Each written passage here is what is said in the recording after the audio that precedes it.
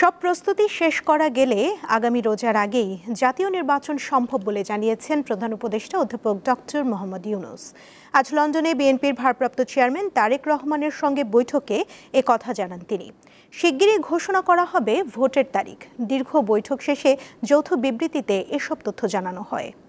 আর এটা ওইটা না, কাপড় ধোয়ার একটাই সলিউশন, চাকা অল ইন ওয়ান। শুক্রবার লন্ডনের সময় সকাল 9:45টায় প্রধান উপদেষ্টা অধ্যাপক ডক্টর মোহাম্মদ ইউনূসের সঙ্গে বৈঠকের উদ্দেশ্যে পার্ক লেনের হোটেল ডোরচেস্টারে পৌঁছান বিএনপির ভারপ্রাপ্ত চেয়ারম্যান তারেক রহমান। এ সময় তাকে স্বাগত জানায় অন্তর্বর্তী সরকারের জাতীয় নিরাপত্তা উপদেষ্টা খলিলুর রহমান।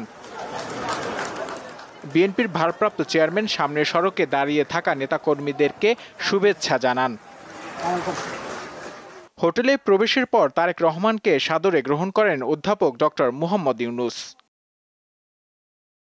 স্থানীয় সময় ঠিক 9টায় শুরু হয় প্রধান উপদেষ্টা ও বিএনপির ভারপ্রাপ্ত চেয়ারম্যানের পূর্ব নির্ধারিত একান্ত বৈঠক। প্রায় 1.5 ঘন্টা ধরে তারা জাতীয় নির্বাচন সহ বিভিন্ন বিষয়ে কথা বলেন।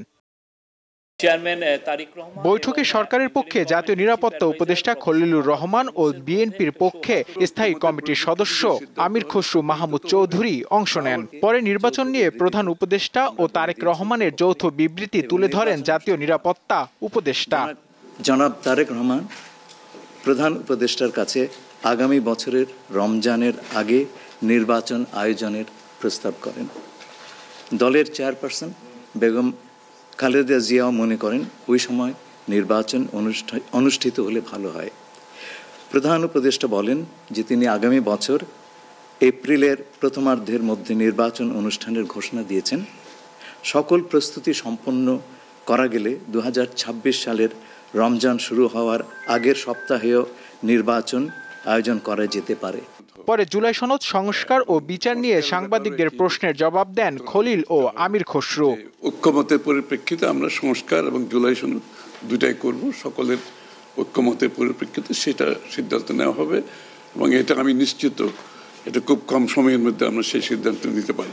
সংস্কার এবং বিচার দুই বিষয়ে পর্যাপ্ত অগ্রগতি কথা বলা হয়েছে এবং আমরা মোটামুটি কনফিডেন্ট যে এই অগ্রগতি আমরা নির্বাচন আগেই দেখতে পাবো।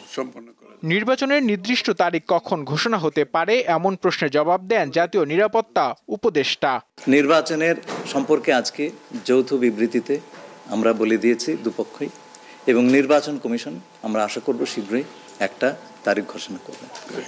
তারেক রহমান কবে নাগাদ দেশে ফিরতে পারেন এমন প্রশ্ন করেন এক গণমাধ্যম কর্মী। তারেক রহমান সাহেব যখনই ইচ্ছা উনি দেশে ফিরে যেতে পারবেন, সুতরাং এটা সিদ্ধান্ত উনি নেবেন সময় মতো। নূর আলম, দীপ্ত সংবাদ, ঢাকা।